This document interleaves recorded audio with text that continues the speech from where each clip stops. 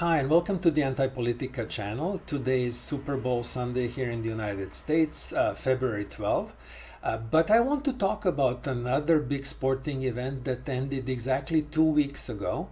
And I'm talking about the Australian Open, a big tennis tournament, one of the four greatest and most important tournaments in tennis, big sporting event that takes place each January. And what viewership and attendance tell us about Western societies in general and some of the wounds of the COVID pandemic that seem to be still with us and won't go away until we face them head on and do something about them. So, what is the story? Well, last year, in the midst of the pandemic, Australia had very tight restrictions on who could enter the country. You had to be vaccinated or show proof of natural immunity. Back at the time, and even from the earlier year, Djokovic was one of the most famous proponents of the idea that people should have medical freedoms and decide whether they're going to get vaccinated together with their doctors, and that this is their private thing and the governments should not be seeking proof of vaccination. He never came out against the vaccines. We can just guess that he hasn't been vaccinated, but he kept it to himself. And he had at least one episode of COVID, I believe, maybe two. And he was able to produce a note from his doctor saying that he had COVID and he had natural immunity. And he was able to obtain a visa and enter Australia in order to compete. However, once he got there, Australian government got nervous and they were afraid that he would become a hero of what they call anti-vax movement. They couldn't allow him to win the tournament because politically that would have been unpopular and presented some problems to their campaign to get everybody vaccinated. So they basically placed him under house arrest, canceled his visa, and basically deported him out of the country. So it seems that the measure was very popular back then in Australia, and the government did this in particular, hoping to boost its popularity rankings. I don't think it ended up that well for them, but there was a huge positive response in Australia at the time. And what's interesting is that the viewership of the Australian Open in response to this went up considerably. They had record viewership last year. And this year it was much lower, whereas the final last year was watched by 1.6 million people. This time it was watched by only 1.3 million people. So it's almost like 20-25% lower viewership, which is interesting considering the situation. On the flip side, the attendance at the tournament itself was very, very high. So it seems that the Australian population is kind of split to a relatively small number of people. It seems that Djokovic is a hero, and in a sense that they're celebrating return to normalcy and his victory 1 year later. It was really emotionally difficult for him. He also had an injury. He was playing injured, but he really wanted to win this title to kind of get his justice. And he managed, and he ended up being a hero to a lot of people in Australia and around the world. People who feel that their rights have been trampled over by governments and medical tyranny are now feeling very, very happy, and this was rewarding for them to see him win. However, it seems that there is a large section of the population that didn't approve. Last year, they were willing to sign up and watch in massive numbers a tournament that in reality was lower quality tournament. If you kick out one of the top contenders, you end up with an inherently inferior tournament. But it's interesting how a lot of people were eager to embrace this kind of modern day version of lynching of a famous athlete who refused to submit to the mandates and tried to question authority. It seems that the huge numbers of people were very, very happy to embrace that kind of philosophy and showed up in front of TV screens to watch a tournament that was basically without one of the key players. And this year, when that key player came back, they just couldn't take it. It seems that emotionally it's still too tough for them, and they basically tuned out. So it seems that there is a division inside not just Australian society, but all other Western society. It seems that the wounds from this COVID pandemic and its management by governments and health authorities are there, and that we need to talk about them and confront them head on, because it looks like they're not going away unless we do some soul searching and analysis and try to heal some old wounds. So what are the issues here? Well, the medical tyranny that we were exposed to was, we have to admit, was not based on science for the most part. For example, the 2 meters or 6 feet of distancing, there was never any paper published, never any peer-reviewed study that oftentimes you'll hear journalists and media insist on. This was instituted by health authorities and governments. Everybody was eager to follow, and yet it didn't really make much sense back then. And especially now that we know about everything that happened in the meantime. Similarly, those cloth masks, there is clear evidence that they made no difference, and that could have been seen. Given the size of the virus, given the size of those openings in cloth masks, any rational person could have concluded that it didn't make sense. And what's particularly troubling is that any debate, any questioning was systematically censored and shut down. And this is something that will not go away. We'll have to face the question why we allowed that to happen, why were we so ready to blindly follow those guidelines, and why we were so eager to marginalize and abuse people who ask questions or refuse to do these things. We still remember these awful scenes of Australian police, like in a really a nightmarish movie, go out to beaches of Australia and arrest families that went out for a walk, that just couldn't stay locked inside their homes forever. New Zealand is probably an even worse story. If wounds are this deep in Australia, then it can only be worse in New Zealand. But I would argue that Canada, Western European countries, especially Democrat-run states here in the United States, are kind of similar, and we'd better re-examine what we were ready to approve of and follow, and why we were so ready to demonize our neighbors and friends and family members just because they had questions or refused to submit to some mandates and regulations. This is, we have to say this, this is reminiscent of the early years of the Nazism in Germany. It didn't start with gas chambers and concentration camps, but it started with dividing people and pitting ones against others, and making it gradually okay and acceptable to abuse those who were somehow judged to be an obstacle to social progress or whatever the social agenda was. So people were denied access to healthcare. People were denied employment. For example, in France, nurses who refused to get vaccinated are still not back at work. Nobody cared about these people's incomes and livelihoods. I think that similar stories in Italy and several other Western European countries.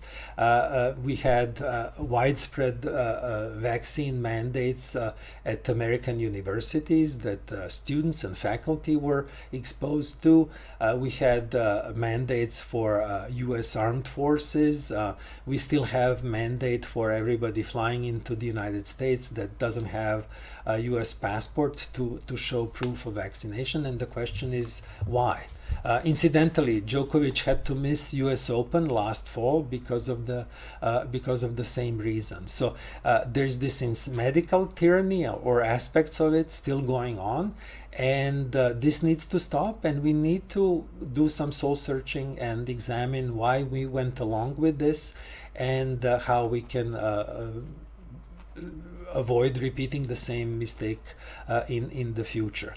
And there were lots of reasons to be worried and question vaccine mandates. We had some prominent scientists out of Stanford and Harvard that raised some very, very good points, and they were censored by Twitter and social media platforms and mainstream media.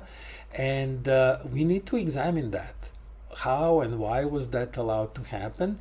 And in particular, as in we see in TV numbers in Australia, lots of educated people, lots of people who think of themselves as progressive, smart, educated, and intelligent, were all too ready to accept these things. And I think it's really important for them and everybody else to examine the reasons of their willingness to go along with this destructive, totalitarian, inhumane, and ultimately counterproductive program that killed the economy, hurt children in elementary schools and high schools because it slowed down their learning, and without showing any benefit, any upside for it in response. So you kill the economy, you damage your children without really having any discernible positive effect on health outcomes.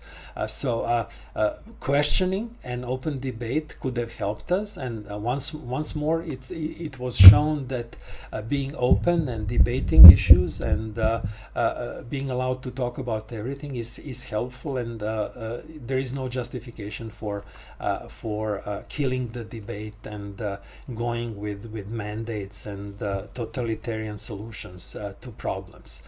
So educated people, in particular, if you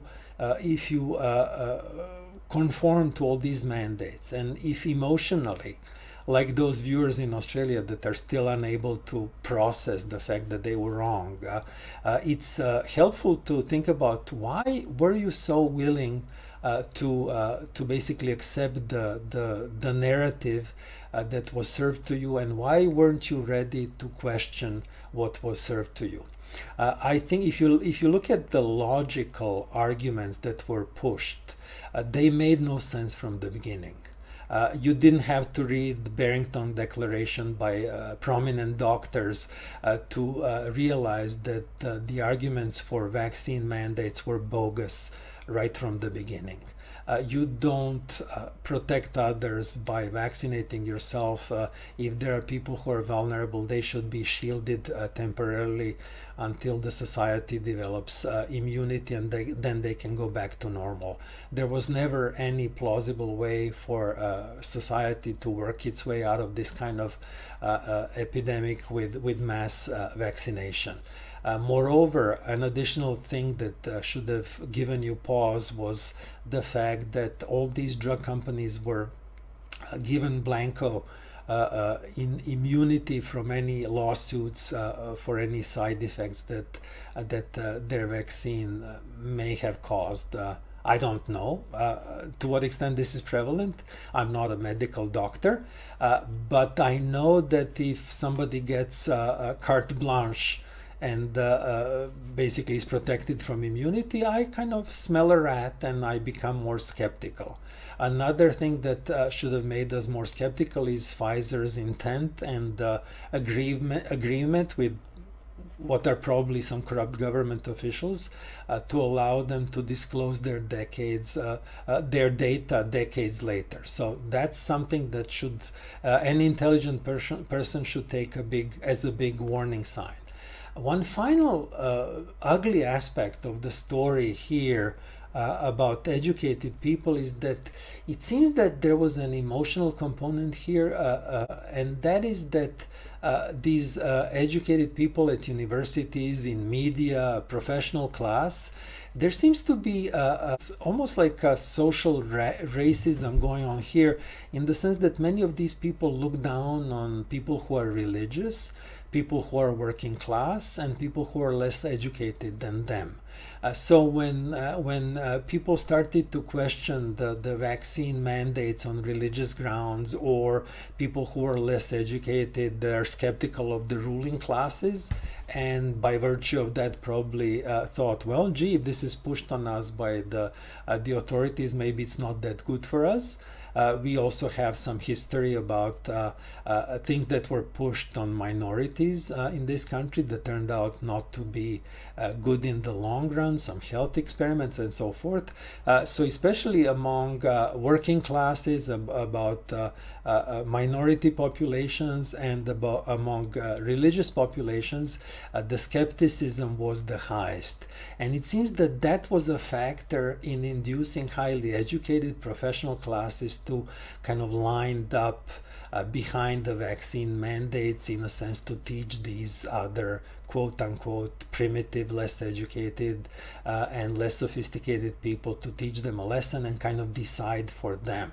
So was there an emotional component in your particular case, if you supported vaccine mandates on these grounds?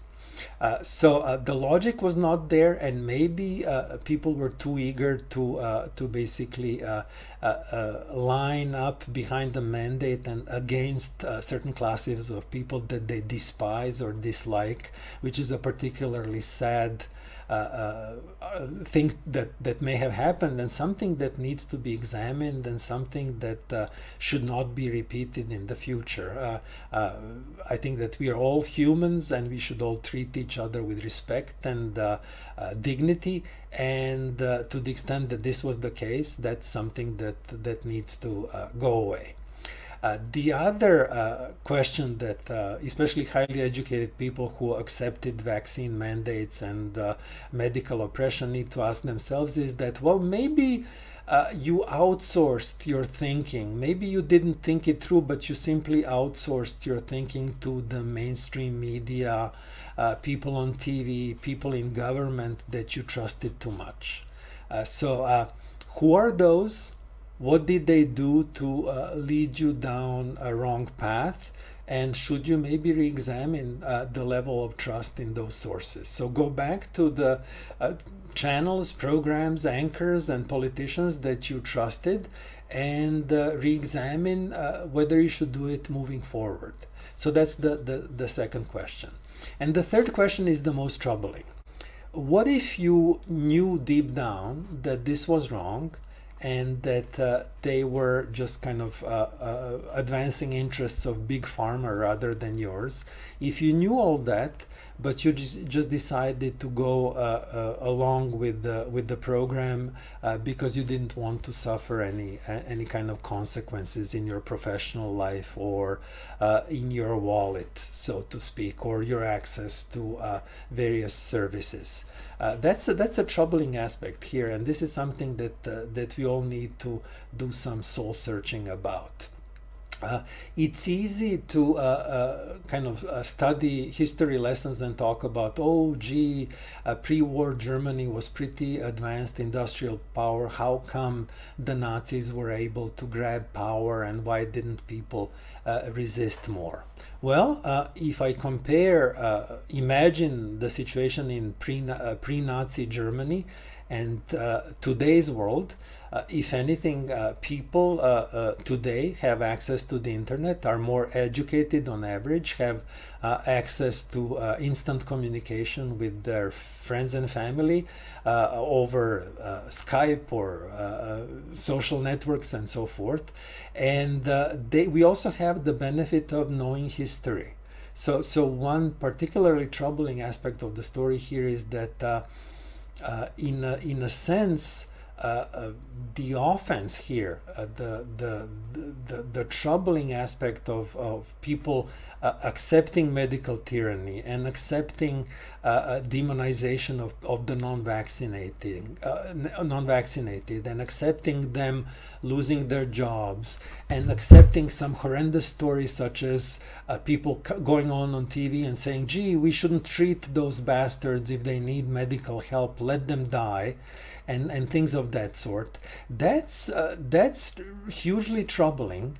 And if we compare ourselves to Nazi Germany, resisting that and saying no today is much less risky than what Nazi Germany individuals faced.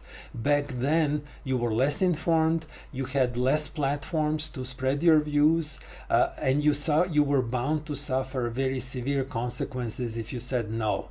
You'd be sent along all others to a concentration camp. So in a sense, it was much more difficult for people in Nazi Germany to resist than it is or was in Western societies for us. Clearly, you might have suffered some consequences with your job, but that's nothing compared to what people faced during Hitler's times in Germany. On one hand, you were bound to be more informed, have a platform to get in touch with other people. You were not going to be sent to a concentration camp, maybe just lose your job, and yet you were not willing to say no, and you basically turned a blind eye on people being oppressed, denied medical services, being kicked out of their jobs, and forced to do something that they didn't want, being forced to inject something into your body that you don't want. It just violates some basic human rights and Nuremberg Convention and so forth, and yet you went with it. And don't look down on pre-war Germany and people who didn't do anything back then, because you didn't do anything this time. So it's time for some serious soul-searching admission of what went wrong, and thinking about what we would do next time. So it seems that millions of people down under in Australia, but I would imagine very similar situation across different countries, still have to deal with these issues, and these issues will not go away. We failed as societies to put up resistance and say no to medical tyranny, no to demonization and discrimination of people based on their questioning of the measures and their desire to maintain their bodily integrity and their privacy. I'll close with this. It could be that we need something to galvanize this, and the Twitter files, and I'm eagerly awaiting the so-called Fauci files out of Twitter that finally galvanize some actual lawsuits and or at least some rigorous debate in the media that will basically help people deal with their own failings. It could be that the task of looking at yourself is just too difficult in the absence of some highly visible processes in mainstream media and in society at large. So it could be that we'll need to get some prominent decision makers who engaged in medical tyranny, censorship of doctors and scientists and individuals, and basically get them to answer under oath, whether in front of congressional committees or in courts. Similar thing with journalism. Remember that Germany had to go through a denazification process after Second World War, in which many journalists who spread propaganda and advocated violence against the Jewish population of Germany and others in German media, they were put on trial. So maybe we don't hopefully don't need to go that far, but some congressional investigations and also lawsuits by people who sustained real damage as a result of these could be what we need in order to galvanize finally a social response to what we have been through, because without that we have this wound that will not go away. As the example of Australian Open tells us, there are deep divisions inside these societies. There are these deep-seated angers happening, and we'd better deal with it. And the sooner we do it, the better. My hope is that things don't get to some kind of extreme situation, and especially if we start to see some adverse effects of the mandates, and if critical mass explodes at some point in an uncontrolled fashion, that can be really, really ugly. So we'd better start working on diffusing that social bomb, but by examining what went wrong and holding especially officials and decision makers accountable for violating people's fundamental rights. So with that, I'll talk about mandates at American universities in another video, so please stay tuned. If you have any opinions about this, please do give us comments below. Follow us and share this video, because this is a discussion that will need to happen, and the sooner the better. Things cannot be swept under the rug forever, and the longer we try to do that, the worse and the higher the cost of reckoning will eventually be. So we'd better start doing our homework on time. So with that, thank you all so much. I'll see you soon.